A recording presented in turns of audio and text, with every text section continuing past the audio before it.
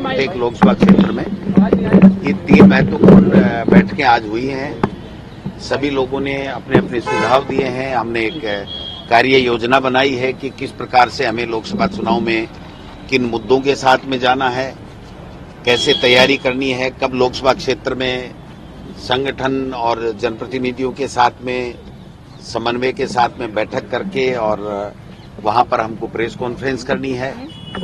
और जो स्क्रीनिंग का काम है, हमारी स्क्रीनिंग कमेटी के चेयरमैन मैडम भी आई थी और हमारे मेंबर साहिबान प्रकट सिंह जी हैं, बाकी चले गए हैं, तो इन्होंने भी सबसे चर्चा की है। और जो हमारे कैंडिडेट्स हैं उनके सिलेक्शन के लिए भी हम प्रदेश इलेक्शन कमेटी के लोगों की एक टीम बना करके और हम लोग उनको भेजेंगे और वो चर्चा करेंगे प्रत्येक लोकसभा क्षेत्र में और वो अपने सुझाव प्रदेश इलेक्शन कमेटी को देंगे। और हमारे प्रभारी साहब ने हमको सबको गाइड किया है कि किस प्रकार से हमें लोकसभा चुनाव में, क्योंकि देखिए जो लोकसभा चुनाव हैं उसमें देश के मुद्दे महत्वपूर्ण हैं और देश के मुद्दों में जो 10 साल की मोदी सरकार की विफलताएं हैं, जो महंगाई का मुद्दा हो, चाहे बेरोजगारी का मुद्दा हो, चाहे अर्थव्यवस्था का मुद्दा हो, चाहे वादे नहीं निभाने का मुद्दा हो, वो सारे के सारे मुद्दे हमारे सबके सामने हैं। और लोगों में एक आक्रोश है कि मोदी जी को 10 साल दे दिए लेकिन उन्होंने 10 साल में कोई काम नहीं किया है। और जो हमारे राजस्थान के अंदर जो अच्छी योजनाएं थी उनको भी यहाँ पर भारतीय जनता पार्टी की सरकार आने के बाद में उनको बंद कर रही है, उनके ऊपर काम नहीं कर रही है, जनता परेशान हो रही है। तो हमारे पास में जो लोकल बातें भी हैं, लेकिन महत्वपूर्ण बात यह है कि जब 10 साल दे दिए मोदी जी को, उसके बाद में जिन मुद्दों के ऊपर वो पहली बार 2014 में सरकार में आए थे, वो में से एक भी मुद्दा उन्होंने पूरा नहीं किया है। केवल धर्म की राजनीति कर रहे हैं, भटकाने की मुद्दों से भटकाने की राजनीति कर रहे हैं। तो लोगों में आक्रोश है और लोगों में ये एक भावना है कि कांग्रेस की सरकार बननी चाहिए थी, ये नहीं बनी, लेकिन कांग्रेस की सरकार ने अच्छा काम किया। और जो राहुल जी हमारे नेता हैं, उन्होंने जिस प्रकार भारत जोड़ो यात्रा निकाली और अभी जो भारत जोड़ो न्याय यात्रा जो देश के लोगों के अहम मुद्दों को लेकर के निकाल रहे हैं, इससे भी लोगों में बहुत अच्छा पॉजिटिव संकेत है। और हम लोग पूरे आश्वस्त हैं कि हम सब मिलकर के एकजुटता के साथ में, समन्वय के साथ में हम लोग पूरे जोर तरीके से चुनाव लड़ेंगे और बहुत अच्छा रिजल्ट राजस्थान से लोकसभा में जाने वाला है। इंडिया अलायंस जो हमारा है उसकी बैठकें दिल्ली के अंदर चल रही हैं। हमारे गहलोत साहब और मुकुल वासनिक जी और तमाम हमारे जो नेता हैं वो उसमें व्यस्त हैं।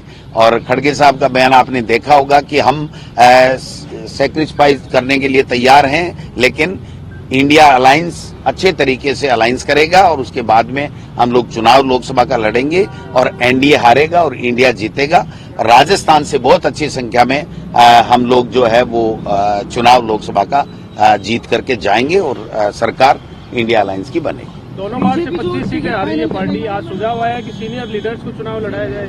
वो सुझाव सभी तरीके के आए हैं, युवा भी हों, सीनियर लीडर भी हों, जो सारी समीकरण जातिगत समीकरण भी हम लोग देखेंगे, जो लोगों की क्या भावना है, संगठन के लोग हैं, जनप्रतिनिधि हैं या जो जनप्रतिनिधि जिनको टिकट दी थी लेकिन वो सफल नहीं हो पाए, तो उन सब से हम लोग ये जो कोऑर्डिनेटर हैं वो चर्चा करेंगे, समन्वय बैठाएंगे, स्क्रीनिंग कमेटी के और पीईसी के जो लोग हैं वो चर्चा करेंगे और उसके बाद में एक सहमति बना करके हम हमारे प्रदेश इलेक्शन कमेटी की ओर से स्क्रीनिंग कमेटी को हम जो है वो हमारा पैनल या नाम सजेस्ट करेंगे और वो उनके ऊपर मंथन करके और फिर हमारी जो एक तरीके से जो हमारी सेंट्रल इलेक्शन कमेटी है सीईसी, उसमें जाएंगे और हम जल्दी कैंडिडेट सिलेक्शन करेंगे। तो टिकट कब तक फाइनल हो जाएंगी? बीजेपी जनवरी के आखिर तक घोषणा कर रही है, वो अनाउंस। आपको किसने कहा? मोदी जी ने कहा है, अमित शाह जी ने कहा, न्यूज चलिए, हमारी भी चलाओ, जल्दी कर रहे हैं।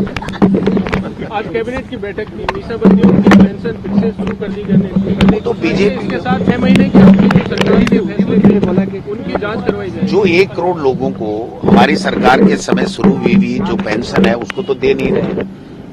राजीव गांधी जो मित्र हैं उनको बेरोजगार वापिस कर रहे हैं, काम टोटल के टोटल रोक दिए गए हैं, उनको वापिस वो लोग चालू नहीं कर रहे हैं। और पर्ची सरकार चल रही है, जाते हैं दिल्ली, एक बात पूछते हैं, अब कल मुख्यमंत्री जी को इसलिए दिल्ली जाना पड़ा कि मुझे कैबिनेट में क्या चर्चा करनी है और क्या किरोड़ी जी की आरएस परीक्षार्थियों की मांग को मानना है नहीं मानना है, ये पूछने के लिए भी मुख्यमंत्री जी को वहां जाना पड़ रहा है। तो मैं समझता हूं कि जो हालात बने हुए हैं राजस्थान में 1.5 महीने से, उससे सारे के सारे जो लोग हैं राजस्थान के, वो बिल्कुल एक तरीके से उनमें निराशा है कि ये क्या हो गया हमसे कि इस प्रकार की सरकार बन गई जिसमें कोई जवाबदेही नहीं है, कोई काम नहीं है, कोई विकास का रोड मैप नहीं है। 100 दिन की कार्य योजना बनाने की बात करने वाले 100 दिन तो कार्य योजना बनाने में ही लगा देंगे, तो वो 100 दिन की कार्य योजना काम कब करेगी? 100 दिन में क्या काम करेगी? ये बात हमको देखनी पड़ेगी। पेंशन योजना में 4 लाख लोगों के नाम काट दिए गए हैं, उसको कैसे देख रहे हैं? मैं कह रहा हूँ 1 करोड़ को दे रहे हैं, उनको किसी को भी नहीं दे रहे हैं, किसी को पैसा नहीं मिल रहा है। जिसने काम कर दिया, रोड का कर दिया, पानी का कर दिया, बिजली का कर दिया, उसको 1 रुपया नहीं मिल रहा है, कोई भुगतान उसको नहीं मिल रहा है। पंचायत राज में जिस जनप्रतिनिधि के पास में पैसा पड़ा है लाखों रुपए, वो अपना 1 फीट की नाली नहीं बना सकता है, 100 मीटर की पाइप नहीं डाल सकता है। तो ये मैं समझता हूँ इनके समझ में नहीं आ रहा है। इनको ये लग रहा है कि हमको ये सरकार दे दी क्यों राजस्थान के लोगों ने, ये समझ से परे इनके। ठीक है सर।